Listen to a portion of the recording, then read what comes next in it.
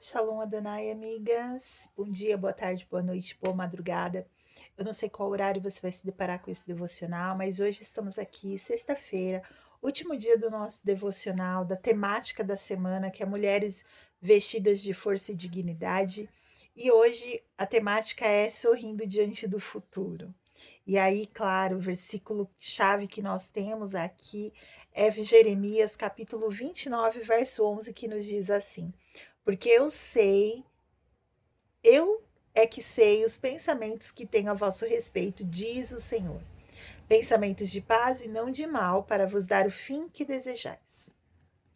Olha só, o medo do futuro, é uma das maiores estratégias para paralisar a fé. E o medo do futuro também, essa preocupação excessiva com o futuro que nos leva a ter esse medo, é uma das principais razões, a causa fundamental da ansiedade. Muitas mulheres elas não conseguem sorrir para o amanhã porque ainda estão presas às dores de ontem. Mas Deus ele está declarando sobre você. Ele conhece os planos. Ele sabe os planos. Então, quando eu olho para o meu futuro, quando eu olho para o meu amanhã, se eu olhar para ele usando o óculos, a lente do meu passado, das minhas decisões erradas, das minhas escolhas equivocadas, do meu comportamento errôneo, se eu usar esse óculos para olhar para o meu futuro, eu vou ter medo, entende? No livro Campo de Batalha da Mente, ano que vem a gente volta com o nosso curso, viu? O Campo de Batalha da Mente. A gente volta com a nossa mentoria sobre vencendo as batalhas da nossa mente. Mas nesse livro, a Joyce Meyer ela descreve mentalidades de deserto. E uma dessas mentalidades do deserto é achar que o nosso futuro é determinado pelo nosso passado ou presente. Entende? Isso é extremamente perigoso. Isso nos aprisiona. Eu ficar achando que o meu futuro é determinado pelo que eu fiz lá atrás. Aí você pode pensar, mas pastora, você está falando sobre isso, mas e a lei da semeadura e da colheita? Tudo aquilo que eu semeio, eu vou colher. Sim. Só que quando eu semeio em ignorância, quando eu não sei o que eu estou semeando, eu vou colher? Vou. Mas vem uma graça do Senhor que me ajuda nessa colheita, que me ajuda a passar por isso.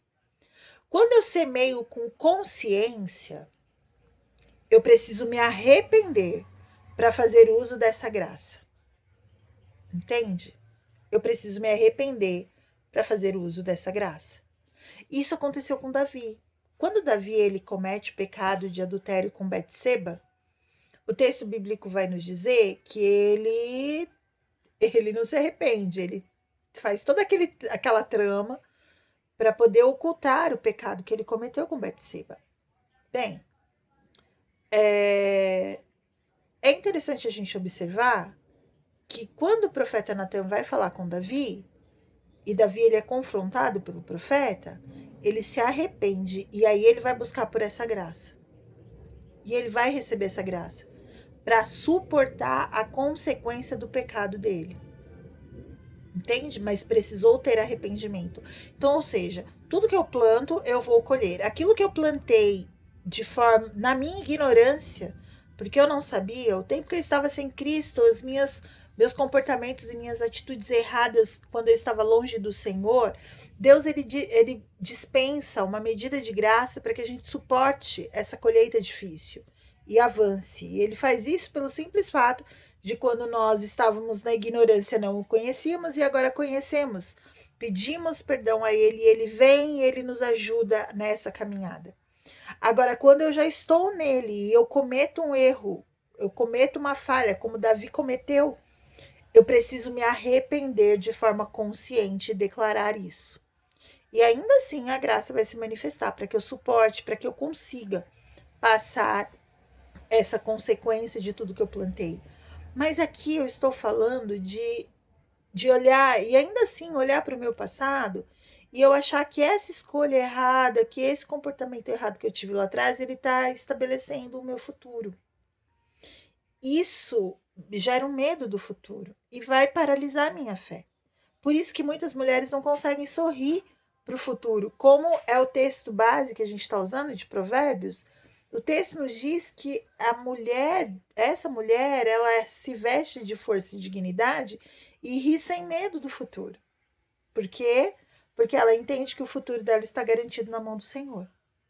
Então, Deus, ele conhece os planos. Jeremias 29:11 não promete a ausência de processos. Não promete isso, mas garante propósito, paz e esperança.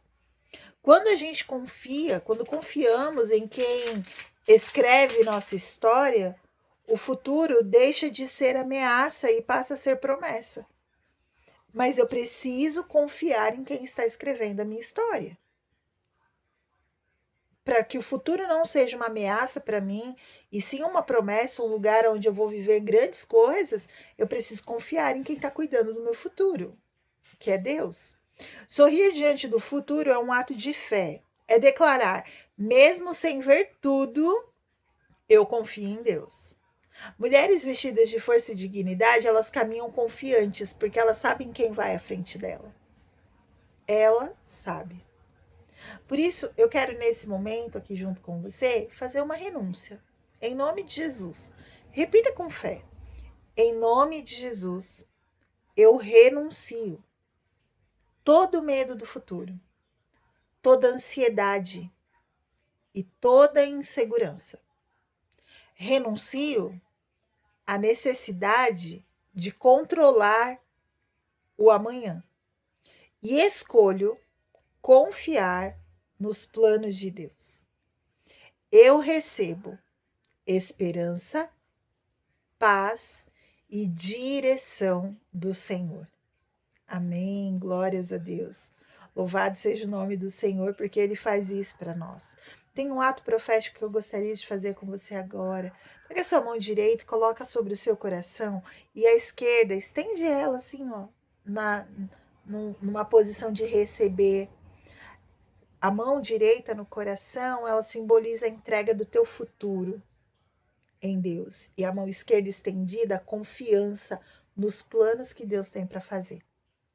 Se você puder, escreva a palavra esperança em uma folha e deixe em algum lugar visível aí por um tempo, para que você se lembre, eu tenho esperança em Deus, porque Ele está cuidando do meu futuro. Os planos dele são maiores do que o meu. Amém? Que você possa fazer essa oração junto comigo.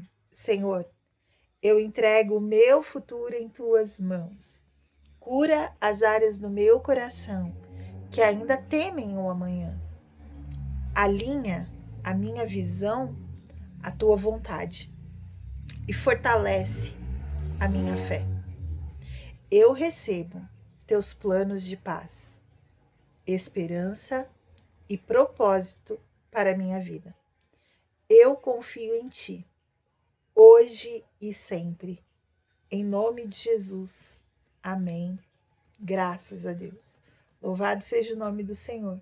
Declare com alegria e fé: meu futuro está nas mãos de Deus. Eu caminho com esperança, confiança e alegria.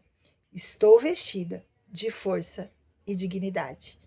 E eu estou sorrindo diante do meu futuro, sem medo algum. Amém? Glórias ao nome do Senhor. Chegamos ao fim desta jornada, mas não é o fim daquilo que Deus começou a fazer em mim e em você. Ao longo desses dias, o Senhor ele nos conduziu por um caminho de cura, identidade, reposicionamento espiritual.